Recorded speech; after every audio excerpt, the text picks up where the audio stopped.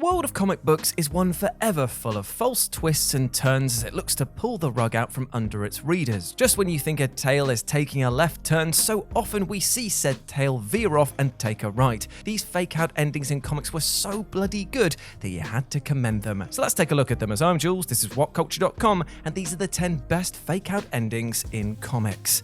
Number 10. Superman can't save Green Arrow. Now this particular fake-out was great in how DC Comics actually went through with killing off Oliver Queen. Once the all-powerful Man of Steel arrived on the scene, it was presumed that the big blue Boy Scout would fly in and save the day, as he had done so time and time again over the decades. Superman is Superman and thus forever does Superman things. And for the most part this means always overcoming any odds, always triumphing and always being the great shining hope of comics. This time though, the last son of Krypton was helpless as Oliver sacrificed his own life to save Metropolis. Essentially, this was a fake-out that was the opposite of what we were used to. As Green Arrow number 100 came to an end, Ollie was in an airplane heading to the home city of Superman with his arm trapped in an explosive device that would detonate and wipe out Metropolis should he remove his limb. The big cliffhanger was how Supes could save the Emerald Archer. After weighing up all options, the only way Kal-El can save Queen is to use his heat vision to sever the Arrow's arm, and then detonate the bomb elsewhere. Shockingly, the concept of Superman saving the day was the fake-out here, with Ollie setting off the bomb and sacrificing himself for the greater good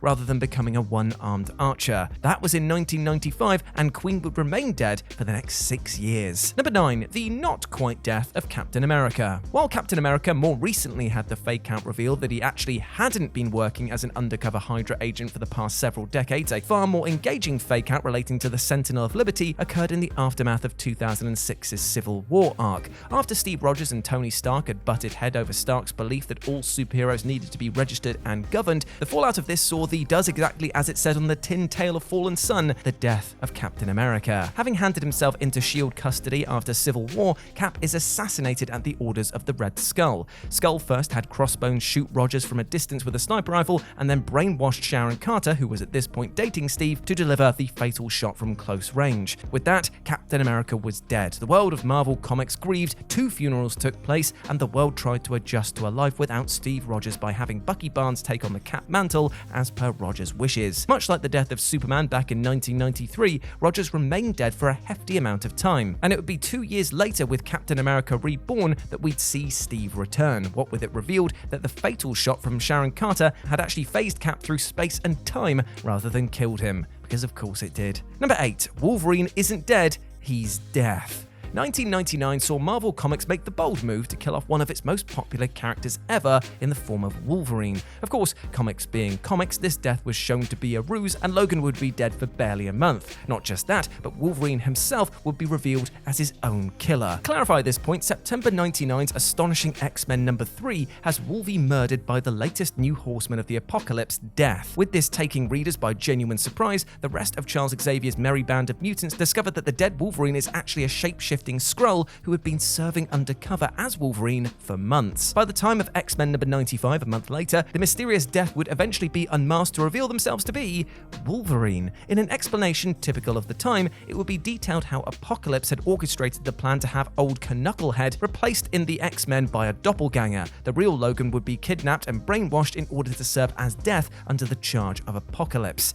This may have been a tad too convoluted once the truth was spotlighted, but it was still a great rug pull to find Wolverine as the person parading as Death.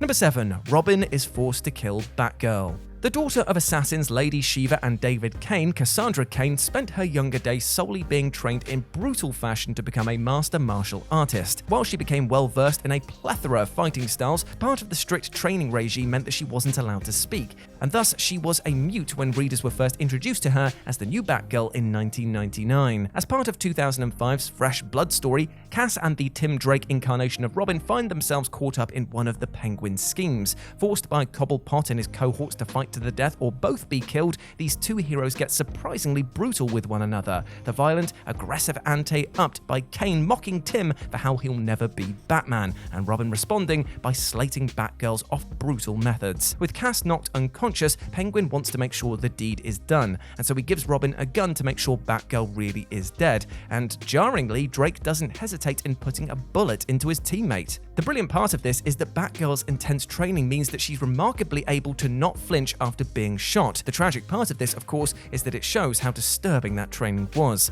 Regardless, Kane soon gets to her feet as our two heroes then take out the bad guys. Number 6. Jean Grey doesn't return. Death is famously far from a permanent arrangement in the world of comics, and few characters have had as many encounters with the Grim Reaper as the X-Men's Jean Grey. Jean has died, been resurrected, died again, had fake-out deaths, had fake-out resurrections, had alternative versions of herself surface, and a whole lot more since she debuted in September 1963 as part of the original X-Men lineup created by the legendary duo of Stan Lee and Jack Kirby. At the times that Jean was dead in the main 616 Marvel canon, it always felt like yet another return from the grave was only just an issue or two away. So when Joss Whedon and John Cassidy's run on Astonishing X-Men began with a mutant cure being tested out on unwilling subjects, it seemed as if Jean was back from the dead when Beast pondered, why does nothing ever stay buried? In response to Beast's troubled comment, even Cyclops believed that Jean had returned. Skip ahead to the end of Astonishing X-Men number 4, and it was actually Colossus, who died 4 years prior, who was back from the grave. And thank God for that, because another return of Jean Grey was so not needed at that point in time. Number 5. There's still life left in the Dark Knight. Frank Miller's The Dark Knight Returns is widely regarded as one of the greatest comic book tales in the history of the medium.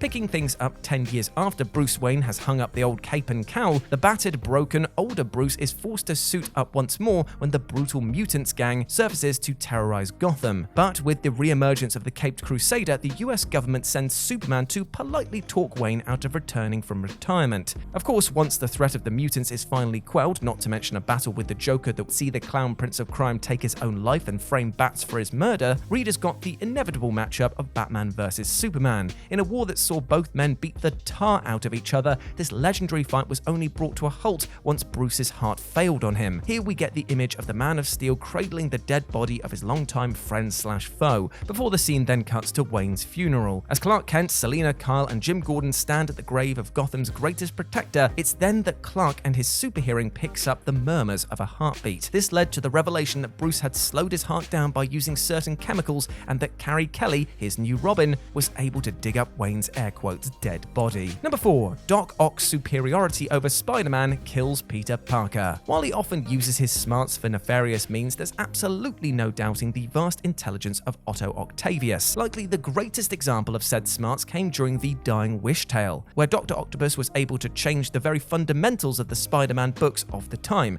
And how did he do this? Why, Ock managed to switch bodies with the one and only Peter Parker. After years of tormenting the Wallcrawler and obviously continually getting bested by the old webhead, the terminally ill Otto put into place one final master plan in an attempt to save his life. Said master plan saw Octavius swap consciousness with Peter just as Doc's body was about to take its final breath. Thus, Parker died in the body of Ock, and the spirit of Otto was placed in the alive and very well body of Spider-Man. With that, readers were left to believe that Peter Parker had died in the body of Otto Octavius, as Ock, now proclaiming his intention to prove himself as the superior Spider-Man to Peter Parker, encouraged his longtime rival to embrace a life of heroism.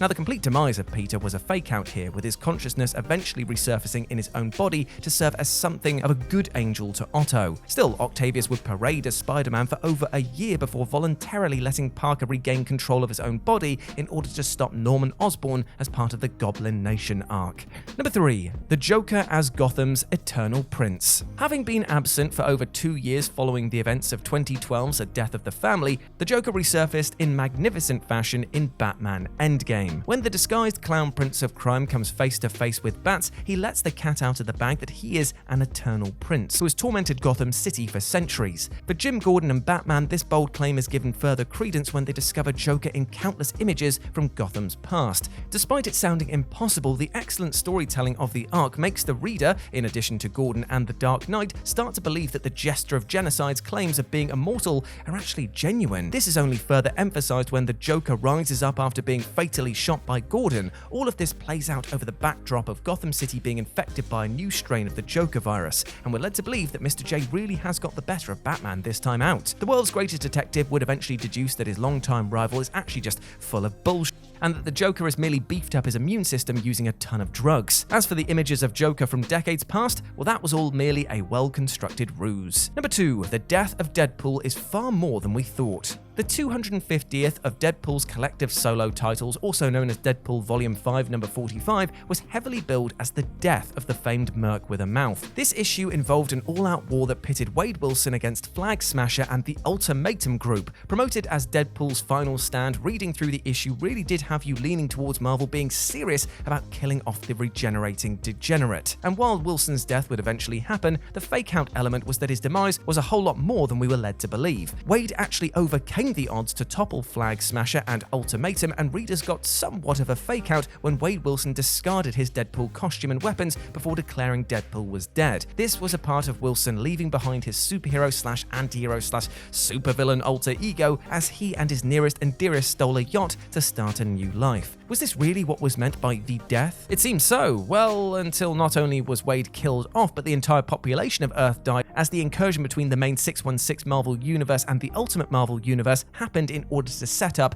the Secret Wars crossover event. And number 1, James Gordon Jr. is not his sister's knight in shining armor. One of the great comic book runs of the modern era is Gail Simone's time writing Batgirl as Barbara Gordon successfully underwent experimental surgery to regain her mobility. And with said regaining of mobility came Babs once more suiting up to protect the streets of Gotham City. With Barbara still haunted by what the Joker did to her so many years ago, it's not long before Batgirl once again finds herself butting heads with the Jester of Genocide. After taking her mother hostage, the Joker insists Batgirl become his bride in order to spare Mrs. Gordon. Just when it looks like Babs has no choice but to give in to the Harlequin of Hate's demands, her brother James Jr. arrives on the scene to put a stop to the Joker's scheme. As this issue, Batgirl Volume 5 number 16, rolls to a close, these strained siblings look to be on the same page, only for this in itself to be a fake-out, as James Jr. sneakily ambushes his sister with a chemical attack. With that, Jimbo leaves Batgirl for the Joker in order that Mr. J let his mother go free. Having often been a menacing presence himself, we were all fooled into thinking that James Gordon Jr. had finally changed his spots.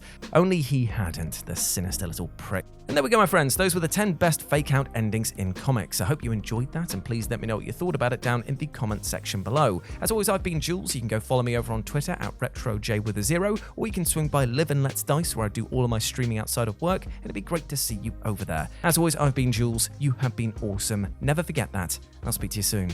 Bye.